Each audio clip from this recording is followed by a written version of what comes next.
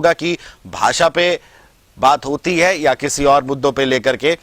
नीरज जी, जिस तरह से अशोक जी ने कहा कि भाई सीएम योगी आदित्यनाथ ने गुमराह करने का काम किया है, अब देखिए दोनों पार्टी के प्रवक्ता बैठे हैं, बीजेपी के भी हैं, सपा के भी हैं। अब यहां हो रहा है किसी भाषा का विरोध नहीं है, फ्लोर लैंग्वेज इंग्लिश से उर्दू करने की बात थी। सीएम योगी ने इसका तुरंत कटाक्ष करते हुए रौद्र स्वर में ये कहा कि इस तरह की उर्दू की ही क्यों रखे, वकालत का एक बड़ा दाग लगा दिया।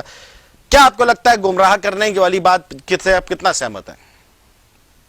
देखिए, मुझे लगता है कुलभूषण जी, उसके बाद मुख्यमंत्री के भाषण के बाद संसदीय कार्य मंत्री सुरेश खन्ना ने भी पूरा स्पष्टीकरण दिया कि हम क्या क्या स्टेप बाय स्टेप चाहते हैं। जैसा आदरणीय विजय त्रिपाठी जी ने बताया कि वो ये चाहते थे कि जैसे अगर बुंदेलखंड का विधायक है, बहुत से लोग बुंदेलखंड में है, वो बुंदेली भाषा को ज्यादा अच्छी तरह से समझ लेते हैं, कम पढ़े लिखे हैं, तो उनकी समझ में बहुत सारे हिंदी के शब्द नहीं आते, उसको लेकर ये पूरा मामला था।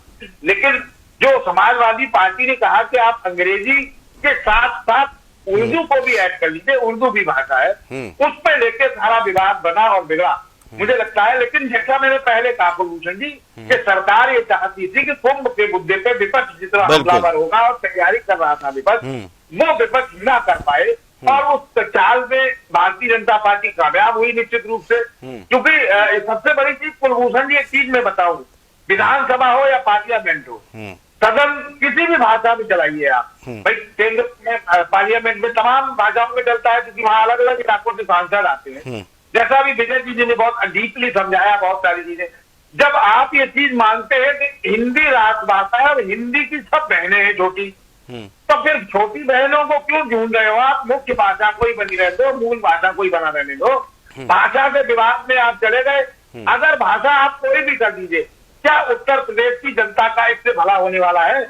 आपको सदन में जनता ने इसलिए बिठाया है कि हमारे मुद्दों पर चर्चा करिए, हमारी सड़क, बिजली, पानी, स्वास्थ्य की चर्चा करिए, इसलिए नहीं बिठाया है कि आप अंग्रेजी की किताब को उर्दू में परिवर्तित कर दिए, उर्दू को पंजाबी में ले आइए।